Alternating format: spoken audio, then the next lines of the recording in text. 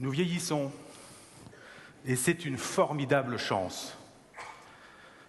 Les progrès de la médecine permettent un fort accroissement de la proportion des plus de 80 ans dans la société. Les projections de l'INSEE annoncent que cette population passera en France de 3 millions en 2007 à plus de 6 millions en 2035, puis à plus de 8 millions en 2060. Cet allongement de l'espérance de vie signifie que nous restons jeunes et en bonne santé de plus en plus longtemps. Mais il accroît aussi, à des âges toujours plus avancés, la perte d'autonomie et son corollaire, la dépendance. Ce processus doit s'accompagner, et cet accompagnement a un coût, assuré essentiellement par la solidarité nationale. Les dispositifs existants sont nombreux et complexes, nous en avons fait état dans notre rapport. Il apparaît notamment qu'ils ne tiennent pas toujours suffisamment compte des besoins des personnes dépendantes. En particulier, nous le constatons régulièrement, les personnes âgées aspirent à rester dans leur domicile le plus longtemps possible. Ce maintien chez elles est un gage de stabilité, leurs habitudes quotidiennes ne sont pas bouleversées. Mais malheureusement, les logements sont trop souvent inadaptés en France. Or, cette adaptation est souvent nécessaire pour rester plus longtemps chez soi, tout en prévenant les accidents de la vie courante. En outre, le maintien à domicile répond à une autre préoccupation. Il est moins coûteux que l'hébergement en institutions spécialisées. Tout ceci explique qu'il constitue désormais un axe prioritaire de la politique française de l'adaptation de la société au vieillissement. À cette fin, différents leviers ont été envisagés. Augmenter les moyens financiers de l'Agence nationale de l'habitat, l'ANA, transférer aux caisses de retraite le financement des aides d'aménagement des logements, ou encore optimiser le crédit d'impôt existant. L'adaptation des logements nécessite donc des financements qui reposent toujours exclusivement sur la solidarité nationale. Or, les bénéficiaires de cette politique détiennent la majorité du patrimoine en France, composé pour l'essentiel de biens immobiliers.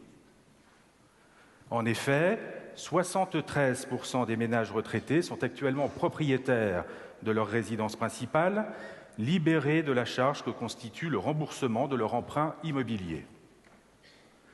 Une importante source de financement reposerait donc sur l'optimisation du patrimoine immobilier des seniors et plus particulièrement de leur résidence principale.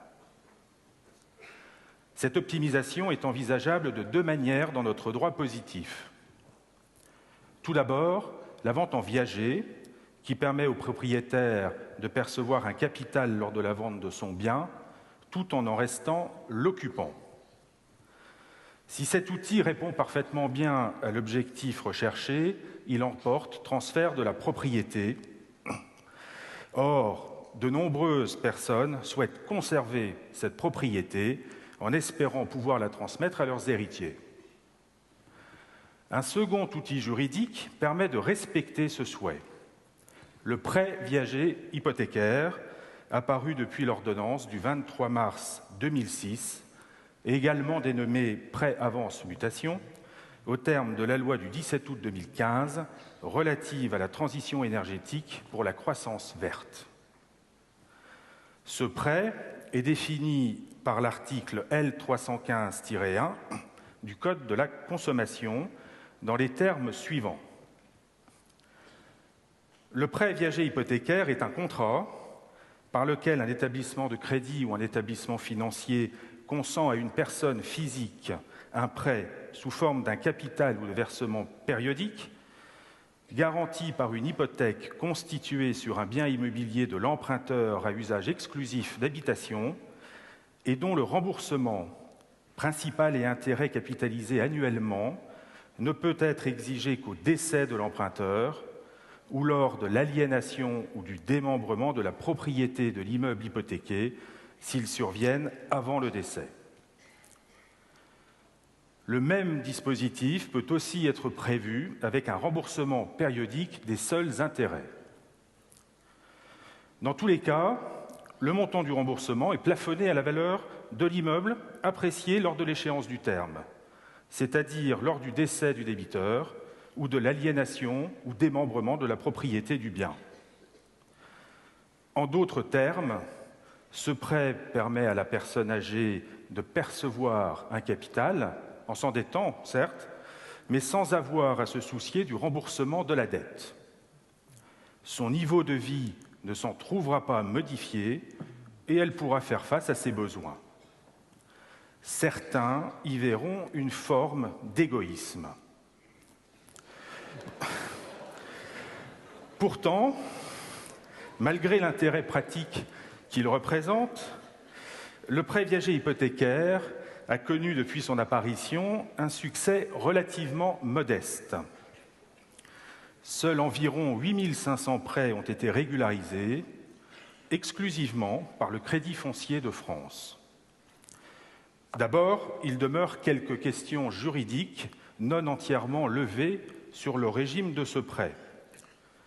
Ces questions ont été mises en avant par le 107e congrès des notaires de France. La pratique s'en est accommodée.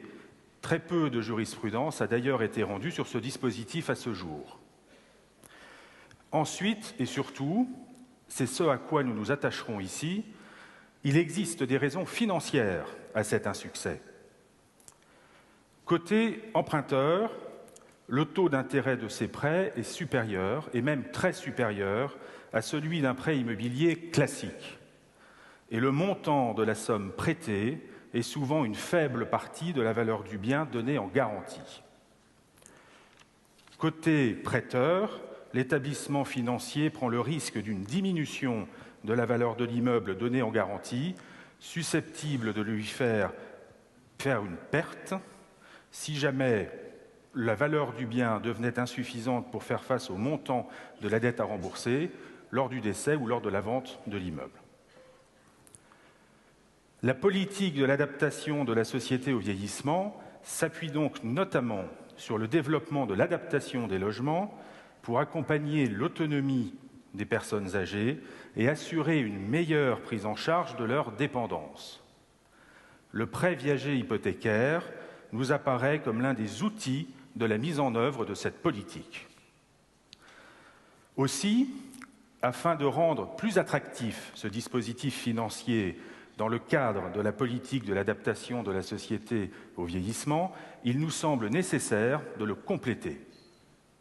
Il est essentiel de garantir l'établissement prêteur contre le risque de dévalorisation du bien immobilier donné en garantie. Lever l'incertitude qu'a celui-ci d'être remboursé du montant du capital prêté et des intérêts constituera la plus grande avancée pour favoriser l'essor du prêt viager hypothécaire. En ayant l'assurance d'être intégralement remboursé, l'établissement financier consentira des prêts d'un montant supérieur et à un taux plus avantageux pour l'emprunteur. Par ailleurs, s'agissant de financer des travaux d'adaptation du logement, nous pouvons espérer que celui-ci prenne de la valeur et que le risque de dévalorisation soit atténué, voire supprimé. C'est pourquoi nous vous proposons la création d'un fonds de garantie de l'État. Précisons-en le rôle. D'abord, ce fonds de garantie n'interviendrait que pour les prêts viagers consentis pour financer l'adaptation du logement à la dépendance. Nous renvoyons, pour la nature des équipements et des travaux à financer, à l'énumération qui en est faite par le texte qui concerne l'actuel crédit d'impôt. Ensuite, lors du remboursement du prêt par la vente de l'immeuble, ce fonds ne garantirait à l'établissement prêteur que la différence entre la créance exigible et le prix de vente du bien, si ce prix lui est inférieure. La solidarité nationale ne jouerait ainsi que de manière subsidiaire. Je laisse la parole à Ludivine, qui va vous donner lecture de la proposition.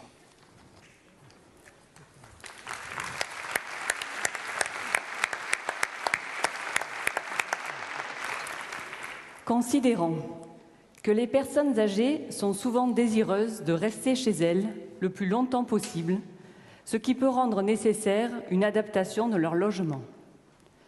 Que l'ordonnance du 23 mars 2006 a créé le prêt viager hypothécaire qui permet de financer tout type de projet tout en restant propriétaire et occupant de son logement. Que ce prêt viager hypothécaire peut donc financer plus particulièrement l'adaptation des logements et constituer à ce titre un instrument au service de la politique d'adaptation de la société au vieillissement. Que les conditions financières de ces prêts viagers hypothécaires n'ont pourtant pas permis à ce jour leur développement. Qu'il convient de rendre plus attractif ce crédit en garantissant aux établissements de crédit et aux établissements financiers le remboursement de l'intégralité de leurs créances lorsque les fonds prêtés servent à l'adaptation du logement à la perte d'autonomie.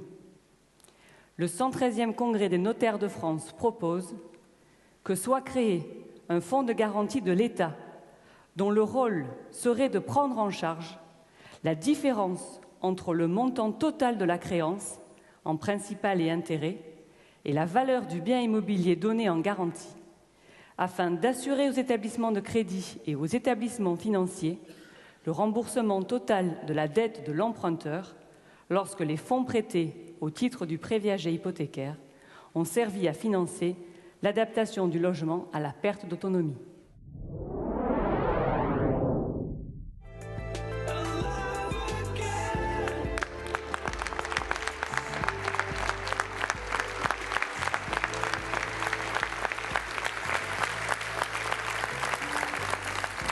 La proposition est adoptée à une majorité importante. Merci.